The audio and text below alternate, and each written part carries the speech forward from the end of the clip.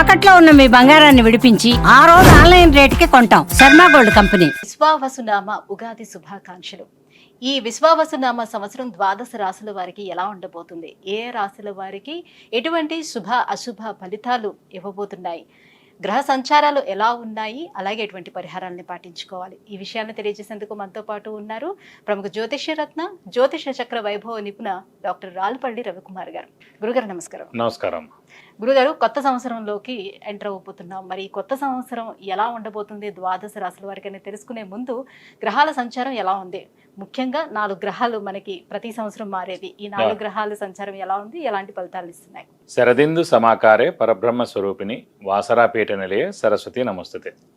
Suman TV ప్రేక్షకులకి నూతన సంవత్సర ఉగాది శుభాకాంక్షలు. మెయిన్గా ఏంటంటే ఈ సంవత్సర ఫలితాలు ఇప్పుడు చెప్పుకుంటున్నాం కాబట్టి ప్రతి నెల ఏంటంటే మాస ఫలితాలు చెప్పుకుంటున్నాం కాబట్టి మాస ఫలితాలు చెప్పుకున్నప్పుడు ఏంటంటే రవి 1 మంత్కి మారుతాడు ప్రతి నెల, అలాగే బుధుడు 20 డేస్, శుక్రుడు 20 రోజులు, అలాగే కుజుడు 45 రోజులు, అలాగే శుక్రుడు 20 రోజులు. చంద్రుడు అంటే ప్రతిరోజు ఒక్కొక్క నక్షత్రం మారుతుంటాడు. ఒక మెయిన్గా మటుకు గురువు, రాహు, కేతు, శని అండి. ఈ 4 కూడా ఏడాది పాటు ఇంచుమించుగా ఉంటారు కాబట్టి గురువు ఉన్నారంటే సంవత్సర కాలం పాటు అక్కడే ఉంటారు. అలాగే రాహు ఉన్నారనుకోండి, కేతు 1.5 ఇయర్ ఒక రాశి నుంచి ఇంకో రాశికి మారడానికి పడుతుంది. అలాగే శని ఉన్నారంటే 2.5 ఇయర్స్ మారుతారన్నమాట. కాబట్టి ముఖ్యంగా ఏంటంటే అందుకే ఈ సంవత్సర ఫలితాలు చెప్పుకున్నప్పుడు ఏంటంటే మెయిన్గా గురువు, రాహు, కేతు, శని యొక్క మార్పులు ఏంటనేవి తెలుసుకోవాలి. ముందుగా శని వచ్చేసి మనకి 30వ తారీఖు మార్చి నెల 2025 నుంచే మనకి కుంభరాశి నుంచి మీన రాశిలోకి ప్రవేశిస్తున్నాడు. అదే రోజు ఉగాది అయింది, అదే రోజు శని కూడా మారుతున్నారు. అలాగే రాహు, కేతులు వచ్చేసి మనకి 18 మే 2025. రాహు మారంటే కేతు కూడా మారుతాడండి. అందుకే చూడండి ఎప్పుడు కూడా జాతకంలో రాహు ఆపోజిట్ కేతు ఉంటారు. నవాంశలో తీసుకున్నా కూడా రాహు ఆపోజిట్ కేతు ఉంటారు. ఎవరైనా చేతితోటి వేసి ఇచ్చినప్పుడు మర్చిపోయి రాహుకి పక్కనే కేతు వేయడం, లేదంటే రాహుకి 3 గళ్ళు పక్కన కేతు వేయడం వేస్తూ ఉండొచ్చు తెలియక వాళ్ళకి. సో ఎప్పుడు అలా కాదండి, రాహు ఆపోజిటే కేతు ఉంటారు. ఇంకోటి ప్రతి గ్రహం కూడా క్లాక్ వైజ్ తిరుగుతుంది, ఒక్క రాహుకేతువులు మటుకు యాంటీ క్లాక్ వైజ్ తిరుగుతుందన్నమాట. కాబట్టి రాహుకేతువులు మటుకు ఏనార్థం ఒక రాశి నుంచి ఇంకో రాశి మారుతారు. అతనేమో 18 మే 2025 నుంచి ముఖ్యంగా రాహు వచ్చేసి మనకి కుంభరాశిలోకి వస్తాడు, అలాగే కేతు వచ్చేసి మనకి సింహరాశిలోకి వస్తారు. వీళ్ళిద్దరు కూడా ఏనార్థం పీరియడ్ అక్కడి నుంచి ఉంటారు 18th మే నుంచి. నెక్స్ట్ వచ్చేసి మన గురువు, ముఖ్యంగా ఏంటంటే గురువే ఇంపార్టెంట్. అందరూ అనుకుంటారు గురువు మార్పు వలన ఏమొస్తుంది. గురువు ఏ రోజైతే మారుతాడో ఆ రోజే పుష్కరాలు స్టార్ట్ అవుతాయండి. ఇదే రూల్ అనమాట. సాధారణంగా గురువు ఏ రాశి నుంచి ఏ రాశి మారుతాడు మనం అనుకుంటూ ఉంటాం. మన జాతకం చెప్పినప్పుడు కూడా మన రాశి నుంచి 2వ స్థానంలో, 5వ స్థానంలో, 7వ స్థానంలో, 9వ స్థానంలో, లాభస్థానంలో గురువు ఉన్నప్పుడు మన శుభ ఫలితాలు చెప్తుంటాం కదా. సో అందరూ అనుకుంటుంటారు అబ్బాయి ఎప్పుడు మన రాశి నుంచి 2nd హౌస్ వస్తుంది, ఎప్పుడు మన రాశి నుంచి 5th, 7th, 9th, 11th వస్తుంది. సో వాళ్ళకి ఒకటే నమ్మకం ఏంటంటే ఈ రోజైతే పుష్కరాలు స్టార్ట్ అవుతాయో ఆ రోజు గురువు ఒక రాశి నుంచి ఇంకో రాశిలోకి మారుతున్నట్టు మనం ఈజీగా గుర్తించవచ్చు. ఇంకోటి అంటే ముఖ్యంగా చాలామందికి అంటే ఇప్పుడు కొంతమందికి వివాహం కాని వారు ఉంటారు, సంతానం లేని వారు ఉంటారు, ఉన్నత చదువు గురించి వెళ్ళిన వాళ్ళు ఉంటారు, అలాగే ఫారెన్ విజిట్స్ కానీ, ట్రావెల్స్ కానీ, అంటే అసైన్మెంట్స్ కానీ గురించి వెళ్తారు, కొత్త జాబ్ గురించి, ప్రమోషన్స్ గురించి, అలాగే సంతానం, గృహం, వాహనం ఇవన్నీ కూడా మనం చెప్పుకోవాలంటే కనుక గురువు యొక్క మార్పుతోటే చెప్పాలన్నమాట. కొన్ని రాశుల వాళ్ళకి లాస్ట్ 2 ఏళ్ళు లేదనుకోండి, ఈ ఏడాది ఉంటుంది. అంటే ఆ ఏడాది వాళ్ళకి 2వ స్థానం కానీ, 5వ స్థానం కానీ, 7వ స్థానం కానీ, 9 కానీ, 11లోకి వచ్చినప్పుడు ఆ సంవత్సర కాలం పాటు. ఓవరాల్ గా అంటే ఈ 4 గ్రహాల మార్పుతోటి దేశవ్యాప్తంగా ఎటువంటి మార్పులు చోటు చేసుకునే అవకాశం ఉంటుంది, ఆర్థిక పరంగా కానివ్వండి? అంటే ఆర్థిక పరంగా ఇవన్నీ కూడా ఎక్సలెంట్గా ఉంటుంది. ఎందుకంటే బుధుడు మెయిన్ వ్యాపార కారకుడు. ఎవరికైనా సరే ఆర్థికానికేమో బుధుడు అవుతాడు, అలాగే గురువు కూడా అవుతాడు. గురువు వచ్చేసి మనకి సంచారం మిథున రాశిలోకి వస్తున్నాడు. మిథున రాశి అధిపతి బుధుడు అండి. సో ఎప్పుడైతే మిథున రాశి అధిపతి బుధుడిని ఈ గురువు కలుస్తాడో, అంటే ఆ మిథున రాశిలోకి వచ్చే సంవత్సర కాలం పాటు ఉంటాడో, సో వ్యాపార అభివృద్ధి ఉంటుంది, దేశాభివృద్ధి ఉంటుంది, అన్ని విధాలు కూడా చాలా బాగుంటుంది. ప్లస్ చాలామంది అంటే ఇంకా వ్యాపారం విపరీతంగా పెరుగుతుంది, ఎక్స్పోర్ట్ కానివ్వండి ఇవన్నీ కూడా విపరీతంగా పెరుగుతాయి అన్నమాట. వాతావరణ పరిస్థితుల్లో ఎటువంటి మార్పులు? వాతావరణం కూడా చాలా బాగుంటుందండి. ఎందుకంటే శని కూడా మనకి గురువు స్థానం అయిన మీన రాశిలోకి వస్తున్నాడు. ఇంకోటి అంటే ఆధ్యాత్మిక కారకుడు శని, గురువు, కేతు కూడా అండి. అలాంటి ఆధ్యాత్మిక కారకుడైన శని వచ్చేసి మనకి గురువు రాశి అయిన మీన రాశిలోకి ఉంటాడు కాబట్టి సో ఆధ్యాత్మిక వాతావరణం 2.5 ఇయర్స్ పరిపూర్ణంగా ఉంటుందని చెప్పుకోవచ్చు. శత్రు దేశాల నుంచి వివాదాలు కానీ అలాంటి చోటు చేసుకుని అలాంటివి ఉండవు. అలాంటివి అయితే ఏ ఇబ్బంది ఉండదు, ఖచ్చితంగా ఉండదు. జూన్ తర్వాత నుంచి ఇలాంటి ప్రాబ్లమ్స్ అన్ని కూడా తీరిపోతాయి. కొన్ని రోజులు ఏంటంటే కుజుడు కూడా నీచ స్థానంలో ఉంటాడు అన్నమాట కర్కాటక రాశిలో ఈ మే, జూన్ ఆ సమయాల్లో. ఒకసారి జూన్ వెళ్ళిపోయిన తర్వాత నుంచి మటుకు ఎలాంటి ప్రాబ్లమ్స్ ఉండవు దేశానికి మటుకు. గురుగారు, శ్రీ విశ్వావసు నామ సంవత్సరం మరి వృశ్చిక రాశి వారికి ఎలా ఉండబోతుంది? వీళ్ళకి గ్రహాల అనుగ్రహం ఎలా ఉంది? తప్పకుండా వృశ్చిక రాశి అనగా మనకి విశాఖ 4వ పాదం, అనురాధ 1, 2, 3, 4 పాదాలు, జ్యేష్ఠ 1, 2, 3, 4 పాదాలు, ఈ నక్షత్రాల సమూహం అంతా మనకి వృశ్చిక రాశిలోకి వస్తుంది.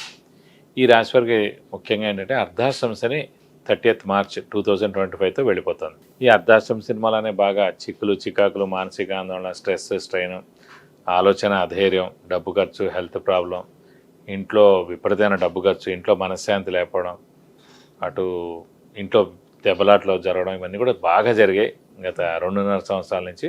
సో అవన్నిటి నుంచి దేవుడి వల్ల బయటపడ్డట్టే అనుకోవాలి. ఎందుకంటే 5th house పర్వాలేదండి, 4th house అంటే అర్ధాష్టమ శని కాబట్టి, ఇలా వృశ్చిక రాశి అధిపతి కుజుడు కాబట్టి కుజుడికి శనికి అస్సలు పడదు కాబట్టి అర్ధాష్టమ శని ఎఫెక్ట్ చాలా చూపించింది. సో 5th house ప్రస్తుతం శని ఉంటాడు కాబట్టి 2.5 years ఉంటాడు కాబట్టి ఇది పర్వాలేదు, మిశ్రమంగా ఉంటుంది దేవుడి వల్ల. అలాగే రాహు మటుకు చతుర్థంలో ఉంటాడు, అది కూడా మిశ్రమ ఫలితాలను ఇస్తాడు. అలాగే మనకి దశమంలో కేతు ఉంటాడు, అది పర్వాలేదు.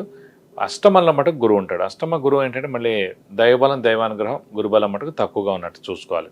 ఎందుకంటే గురువు 8వ స్థానంలో ఉన్నాడు కాబట్టి. సో ఆర్థికంగా కానివ్వండి, ఆర్థికంగా అంత బాగుండదు, మిశ్రమంగా ఉంటుంది. బాగా డబ్బు ఖర్చు ఎక్కువగా ఉంటుంది, అప్పులు చేయాల్సి ఉంటుంది, అప్పుల వాళ్ళ బెడద తప్పదు, కొత్త అప్పులు చేయడం ఇవన్నీ కూడా జరుగుతాయి. అలాగే శ్రమ, కాలం, ధనం వ్యర్థం అవుతుంది, రావాల్సిన బాకీలు ఆలస్యంగా వస్తాయి. సో షూరిటీస్ పెట్టకండి, స్పెక్యులేషన్ జోలికి వెళ్ళకండి. అలాగే విద్యార్థులకి మిశ్రమం అని చెప్పుకోవచ్చు. రాజకీయ నాయకులు, క్రీడాకారులు, వ్యాపారస్తులు వీరందరూ కూడా మిశ్రమంగా ఉంటుంది. పత్రికా రంగం, యూట్యూబ్ రంగం, సినిమా రంగం వీరందరూ కూడా మిశ్రమంగా ఉంటుందని చెప్పుకోవాలి. ఎందుకంటే రాహు చతుర్థంలో ఉండడం మిశ్రమ ఫలితం.